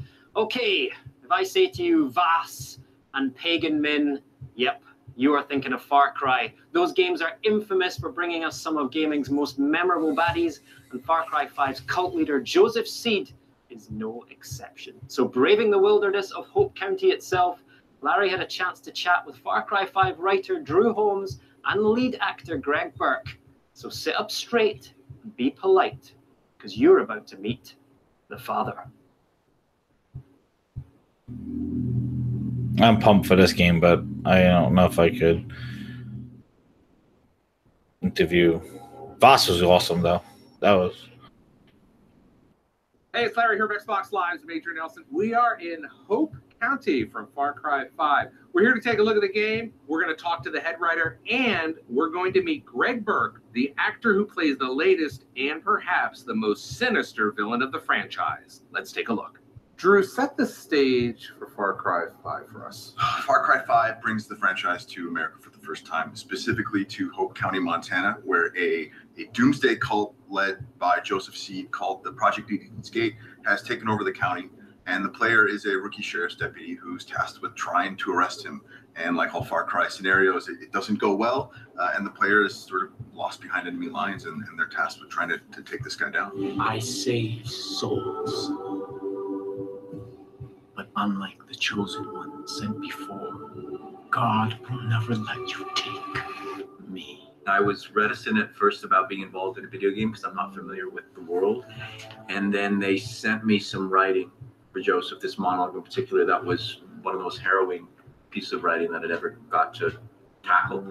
And I said yes, and I put it on tape, and they responded to it, and it's been an extraordinary collaboration. Literally one of the happiest creative journeys of my life. What did you tap into in your inner self to kind of create this insanity? Well, I think that it's a character who has been stripped of the comforting insulation of love as a child, and people that are alone and frightened, they build a system around themselves, a belief system around themselves. So for me, it was struggling with the loss of love and really needing to connect to people and have people in my world and create this family. And there's also the element of being ordained by God, hearing God's word and trying to fulfill his promise. Yeah, this game's gonna be good. Save as many people as This I game's can. gonna be So good. it was a dark currents that we tended to swim in, but they were rewarding in the end. I was chosen by God. I helped the blind to see. Rarely has a voice actor look so similar to the character in the game. What was that like? Did you draw from it, or tell me? We actually ended up just purchasing Greg's likeness. Because the thing was, like, you know, when he put that audition on camera, What are they talking about? All over, across Canada, across the United States, for someone that Major Nelson. could It's really going crazy. make us believe that this The first time it looked so close. What was Agent Locke? And the minute that we watched this audition tape, there was something about the honesty that he brought to this. Buck. There was a truthfulness. There's so many. They look like the character. Understanding where he came from, but at the same time being terrified of it. Tell me about the collaboration and learning about cults. I assume you're not in one yourself. I am not yet. The cult of video games. No. It was a very personal journey, and so much of the game is me interacting with the player in a really intimate way, or with Jacob or John or Faith, and also going through these great crisis of faith within myself. So it was a much more internal struggle for me. And I, as a father of a family, I understand what it means to try to hold people together. This thing's going on, man. Do things that they don't want to do because you feel you know best. So I wasn't honestly as concerned with the bigger picture. I was concerned with the moment to moment and this dangerous intimacy that we were able to create. What is working on video games? What does that show you in terms of this industry? I was amazed at how accommodating the process is. After the first little bit, you get used to the suit and the dots and having a camera and a light right in your face, and I can't speak for every video game. But yeah, this thing doesn't end after this show. If they're gonna talk more CFDs, I'm gonna shut it down. Finding emotional truth, that everything in the bomb was geared towards creating those moments, and it was like doing a play. It was a little bit different than film, but to me it was the closest approximation was doing a play, and you still are trying to create truthful, honest moments with either.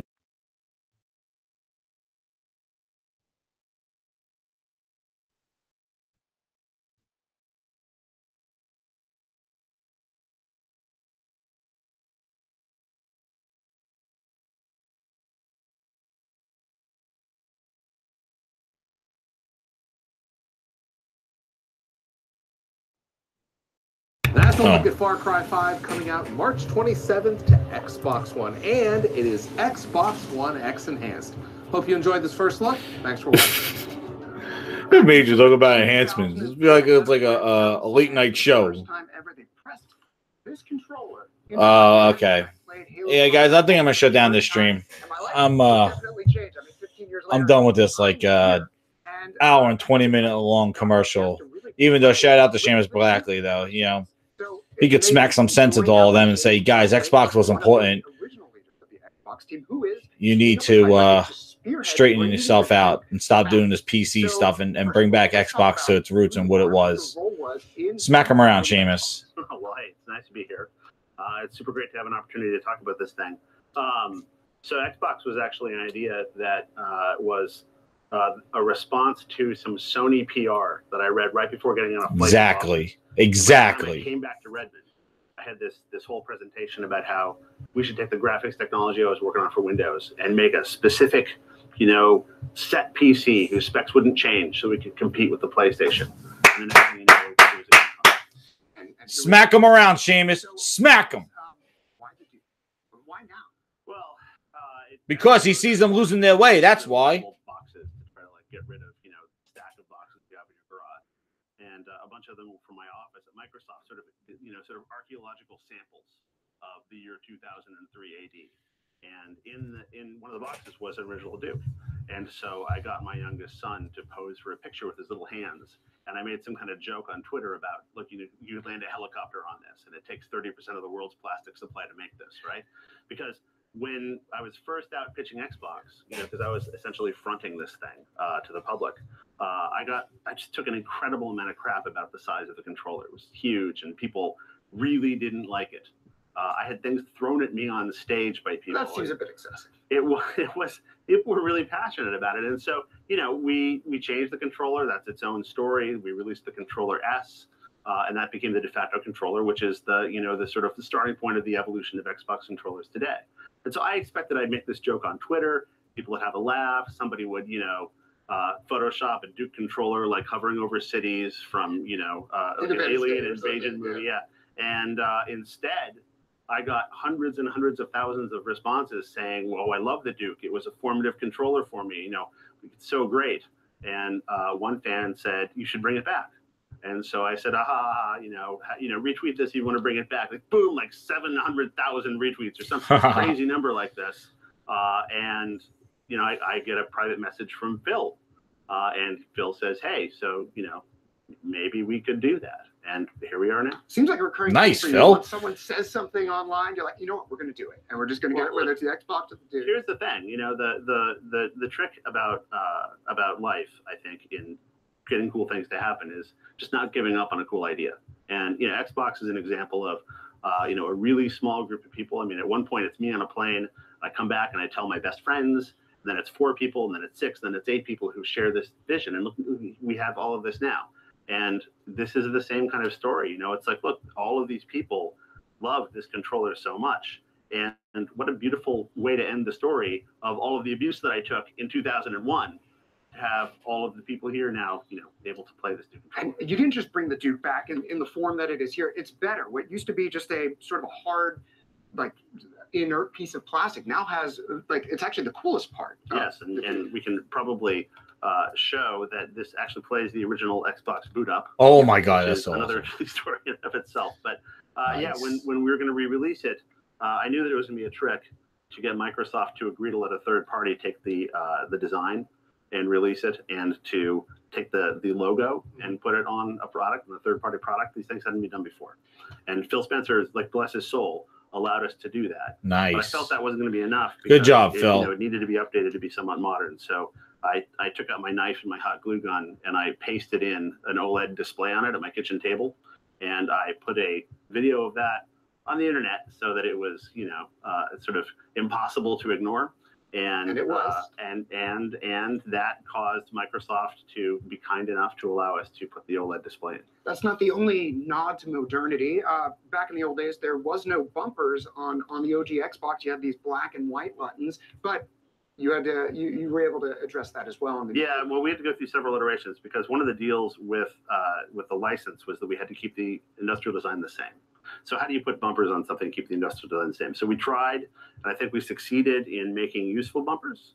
I know people are going to have different opinions about them, but we did our best, and you know, we'll see how it works out. But I think this controller should be capable of playing any modern game. All right, well, definitely looking forward to it. I know I've been watching Ryan McCaffrey's Twitter very jealously, and it's great to see the new Duke in person. Thank you so much, Seamus, for being with us. Coming up next, we're going to have a live interview and a demo for some exciting new features that are coming to Xbox that we're going to debut right here, and one from Mixer that you do not want to miss. But first, we return to the topic on everybody's mind.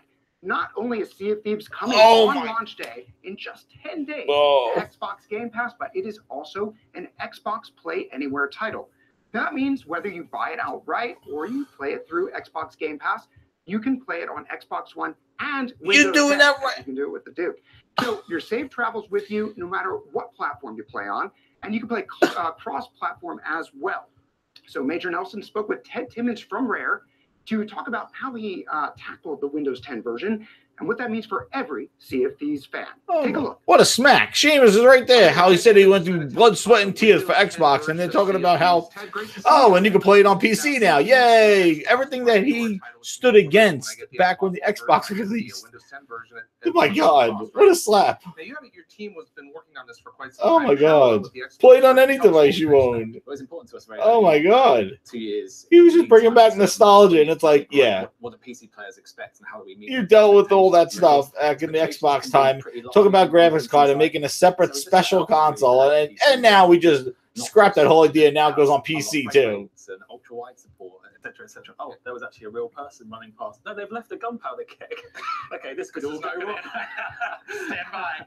But then of course you looked beyond that and you go, well, why can't PC players play games with Xbox players? Like, that's something that we absolutely should support, and that was an important part of why we wrapped in Xbox Play Anywhere in August last year. Now, I know in January when we had the beta that I was playing on PC and I had friends playing on console. I mean, it's completely seamless. Yeah. It feels the same. It's very seamless. I've been doing your it. team has done a lot of things to really optimize it for the PC players, right? Well, whenever we add a feature, whether that's a PC feature or an Xbox feature, we always think, why isn't that on a console? Why isn't that on a PC? So, for example, when we did the field of view slider on PC, because that's an expectation, we had a conversation of why doesn't that exist on a console? So we gave it to our players. When we did keyboard and mouse rebindings, we then did controller rebindings, likewise for console players. We've just had this like parity approach. This thing's going on an hour and a half. Make sure that whenever we release a version of Sea of Thieves, Thieves is one build that goes to all of our players. I just want to see the new crossplay. Okay, that's like the new mantra. features for the It's just about dashboard. breaking down barriers and just letting people play. And it just how they works. want to play. It just works. Right. I don't want to do a disservice to all the infrastructure work that's gone on. To make, Sure. It's a bit of a dark art, but yeah, Right. the fact that Well, I'm just saying is that there's a lot of people that do all the hard work Yeah, so that it just works. Yeah. They're doing a lot of work. we literally flicked the switch. Now, I want to talk about the settings because you had a little bit of fun with the settings in there. Because Sea of Thieves is going to run on a variety of hardware, Yes, yeah, we aimed at the 4K ultra unlock frame rate, just as you expect. Right. But at the same time, we wanted to support 540p, 15 frames a second, and it goes back to that mantra of letting people play how they want to play. Right. So when it came to the settings, we were Yeah. like, well, we could do minimum, low, medium, high, ultra, But that doesn't work in the world of Sea of Thieves, does it? Tell us about them. So instead, we've got cursed, common, rare, which is medium, so medium rare, which works quite well, Right. all the way through to legendary and mythical. And again, Right. it's just like that fun tonal quirk that you kind of expect from a studio like Rare. I also want to point out that the team that worked on this build is in-house. The PC, their PC team is actually here at Rare, right? Yeah, like I said, when we started this in earnest 2 years ago, we thought, what doesn't create a port? When you think about how PC games are often made, it's very much that you make the console version and then you make the PC version, and it's another studio who You do ship it it 6 off, months so- later. right, Yeah. yeah. And we thought for us to really succeed as a service, then we need to always be in lockstep with console and PC. Right. So by making that process 2 years ago, it's just meant that ever since then, we're just always delivering to both platforms at the same time. And we had this, it's a bad pun. I don't know if I should make it on telly, but the only port should be opposite to starboard. There you go. Okay. Well, but to your point about it being no asterisks is exactly that. Is that this is exactly the way it should be, and there's no compromise. Yeah, completely. And we knew that by No compromise. we would just have full control over the quality. And of course, working with the community, when we gave them the access to the PC version almost a year ago now, we knew that, like, hey, we want to build this game with you, and all your expectations will ultimately be realized by working with us and giving us feedback on the game. Thank you, Ted. Awesome, thank you. I'm glad that gunpowder keg hasn't gone off, by the way. It's just been sat there. Yeah. Seamus and the Hyperkin. Thank you, everybody, for showing Seamus and the Hyperkin Duke some appreciation, everybody. Seamus has left this super limited edition green prototype of the Duke behind on the set, and I'm taking it home. Yeah, that's not leaving here with And anybody. good night, everybody. Just kidding, just kidding. You know what? I think we need to give this away. I got somebody here who looks primed and ready. I mean, the controller collection looks beautiful. Way I to think we be, can do way this. to be on top of everything. and Almost make- like I did my job. making me look great. I'm all like, so anyway. So that's Max Locust. Max Locust. This Duke is coming to you. It is I absolutely was like, coming wait, to isn't you. it not his name? No, we're not calling him that. We're But not Max gonna call Locust, that. this Duke is I coming know, to you. thank Thank you so much for sending us that picture. And again, keep it locked here because we have more coming out. Oh yeah, Larry? it's everybody. It's All all right, it's all getting a wee control. bit crowded here on the Inside Xbox stage as we welcome a few new friends to the table to debut some brand new features coming to your Xbox One very soon. We're here with Jordan Ronica and I'm sorry, I couldn't pronounce your name. Could you pronounce it for me? Antal. Thank you very much. Antal, you're from AMD. You guys from Microsoft want to thank you guys for joining us. We're going to talk about some really cool stuff. Now, next week, AMD. Xbox insiders in the Alpha Ring will be able to start using AMD Radeon FreeSync displays for variable refresh rate output on Xbox One S and Xbox One X. Now, Antal, what does that mean? Could you explain to us what FreeSync is? Sure, absolutely. So first of all, really psyched to be on the show. Thank you. Really stoked about, Xbox One being the first outside of the PC ecosystem device to adopt FreeSync. So FreeSync basically, if you have a display gaming on it, usually it has a standard refresh, a fixed refresh of 60 hertz. So the screen will always refresh 60 times a second. Okay. So the GPU or the console is trying to output the game at that exact rate, but sometimes it goes above and sometimes it goes lower. Sure. So you can see artifacts like stuttering and tearing. I'm sure everybody who's a gamer has seen those artifacts before. So what FreeSync does is it gets rid of those artifacts. So it's a smooth gaming experience. Can you tell us what's going on under the hood between the console, the display, the GPU? Tell me a little bit about. Let's open up the hood and tell me about the technology. So sure. So AMD supplies the chips for the Xbox One console. So basically, what it does FreeSync allows the monitor refresh to synchronize to the output of the game. So if the game renders at 45 frames per second, the monitor can go to 45 frames per second, and that will result in a really smooth gaming experience. And usually when you hook up a device to a monitor, it just outputs the device. But there's actually the monitor and the device, in this case, the Xbox One S or the X, they're actually communicating a little bit, right? Exactly. They're in full synchronicity. So whatever the GPU or the Xbox is putting out for the game, that's exactly what the monitor is going to. Now, I know what a lot of my tech friends are going to ask is, well, Antal, what version of FreeSync are we using here? So that's what I'm going to ask you.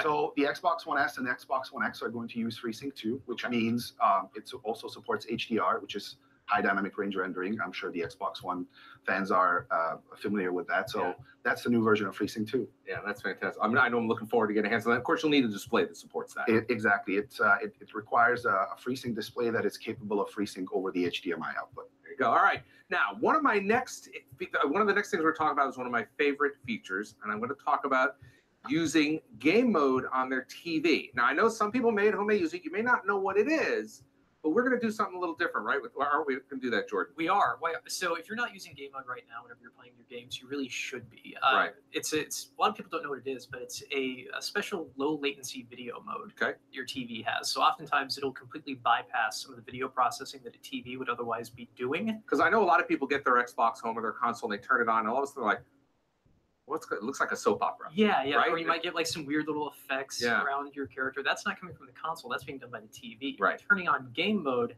gets rid of all that. But you have to usually, and everybody calls it different. A lot of them call it game mode, but it's always in a different place. Sometimes at the top of the monitor. Sometimes you got to figure out where in the menu to find it based on the manufacturer. Right. And sometimes you might run into a circumstance where you have game mode turned on for your game, but maybe you want to use it or turn it off whenever you're doing something like watching a Netflix video or going to YouTube. So there's something new that's enabled by the HDMI 2.1 spec called auto low latency mode. Okay. And what that basically does is it lets the Xbox One tell the TV whenever you're about to start playing the game, so it can automatically turn on game mode, so you can benefit from that low latency and that reduced input lag. So whenever you do something, whenever you press a button on your controller, you're going to see that change happen more quickly on a TV. It's happening very quickly anyway, but you're reducing that input lag. And that's huge because now you don't have to I'm going to play a game now. Let me go find the controller, dig down, turn it on, play your game for 2, 3, 4 days, and you want to watch a movie or maybe something else. You don't want to turn it off. This will actually handle all of that seamlessly. Exactly. So the moment you go into a game mode turns on. As soon as you drop out of a game, that low latency mode turns back off, and you can still go and watch a video and have all the video processing happen on the TV. When can we see that? So we're going to go ahead and turn on that feature in just a few days. TVs that support that feature are going to be coming out soon. Samsung was nice enough to loan us a TV that we did a little testing on the other day. I think we have some footage of that we may have been showing. But those will be coming out later in 2018. That's exciting. Now, I understand we've also got some changes coming to the browser on Xbox One X, Microsoft Edge. Yes. Edge so we introduced browser. a bunch of new features last week, and the new Microsoft Edge browser was one of those. Anything so if you games, previously right? had used the Microsoft Edge browser on Xbox One, it was kind of the older Windows 8 style. Well, now we've updated. Do not so speak that of Windows the 8. Microsoft Edge browser on Xbox One is going to look exactly like what you see on Windows 10. Yeah. Your navigation bar up at the top is exactly where you would expect it to be. Your settings, your favorites, your tabs, they're all right there. And additionally, your cursor is going to kind of jump around intuitively between interactive It's smart. elements. It knows what yes, it's on, right? exactly. It also enables another really cool thing it's my favorite feature of the new Microsoft Edge browser is that you can now download and upload videos and pictures directly to your console or to attached external storage. Right. So you could do something like download a photo from your favorite photography website and then set that as your background, your custom background on Xbox One. Real quickly and easily. Yeah.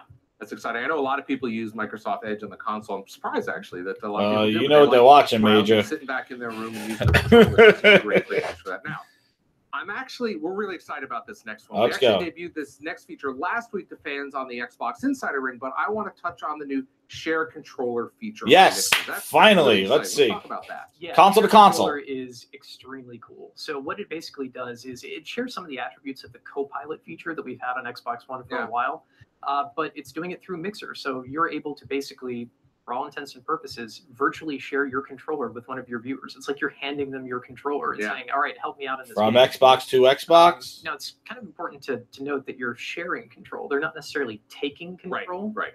So you're still going to have control on your end the entire time, but they basically have access to all the buttons on your controller except for the guide button, that Xbox button. Of course, because it's a system level button. Now I tried this out. It's actually kind of cool. You go into your console, you go over to the you go down to Mixer, you start streaming, and there's an option called Share the Controller. Again, this is on the Insider Ring only right now. Right. This will be going out to everyone later this year. And exactly that. All of a sudden, I'm virtually handing my controller through the screen to somebody out there on the internet. Could be a person, could be a dog.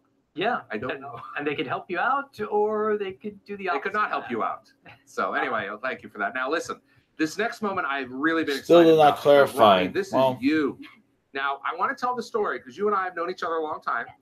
And I have been over in your office going, Ronnie, I need this feature. And you're like, we're working on it, I'm working on it. But it's really exciting. It's sharing to Twitter. Tell us what, we've had the feature, but you've updated it, right? Yeah, sure. So previously, you've always been able to share a screenshot or a game clip to your Twitter feed. Yeah. And the way we were implementing it is that it would share a link. To your OneDrive. Yeah, or right to the console, right? Exactly, right to the content. Yeah, and so and depending on what platform you're viewing the content on, it would be hard to engage with it, and it wouldn't always show up in your feed. Yep. And so, as part of this change, we're now directly uploading the content to Twitter, Right. so it shows up directly on your feed and in your Twitter media library. Yeah, and it's also really cool because it automatically adds hashtags. Yes. Because we know what game you're playing. The system knows Exactly. what game is in there, Yep. and it will add those hashtags, and away they go. Now, what we're going to do is we're going to do this live right now.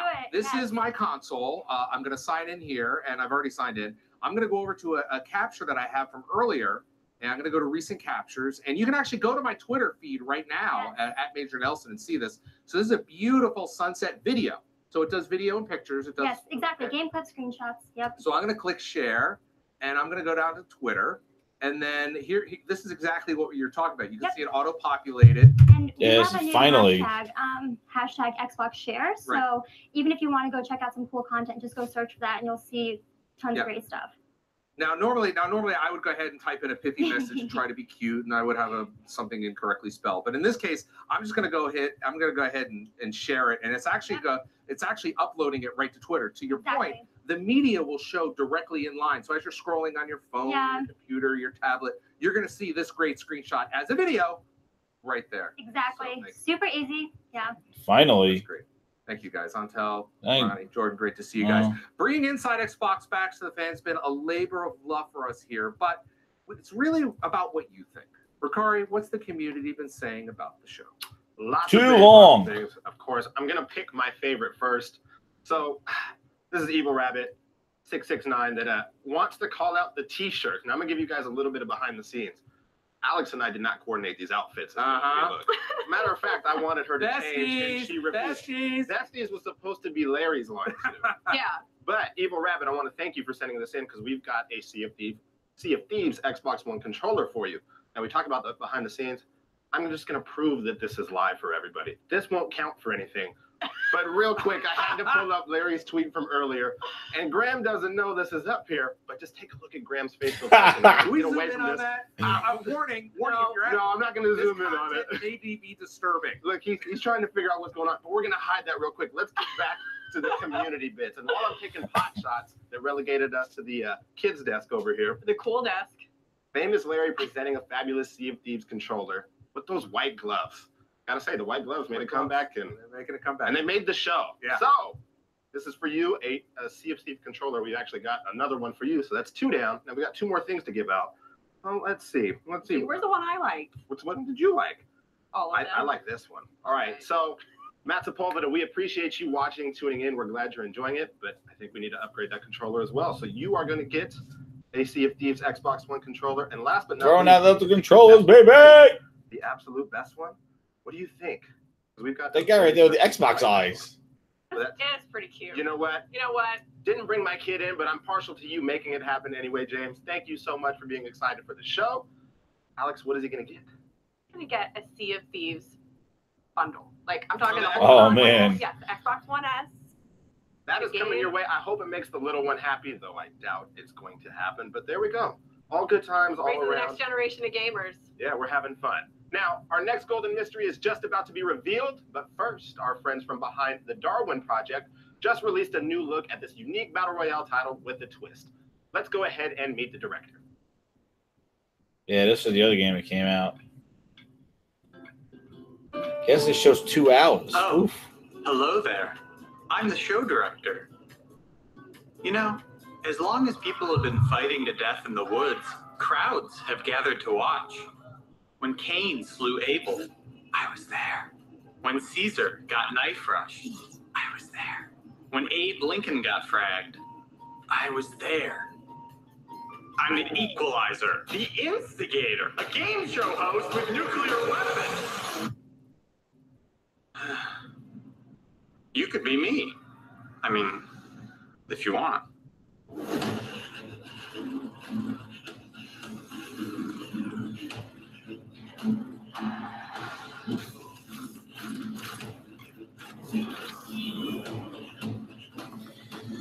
All right, guys, I'm going to turn this off. I think there's another 15 minutes left, but I can't.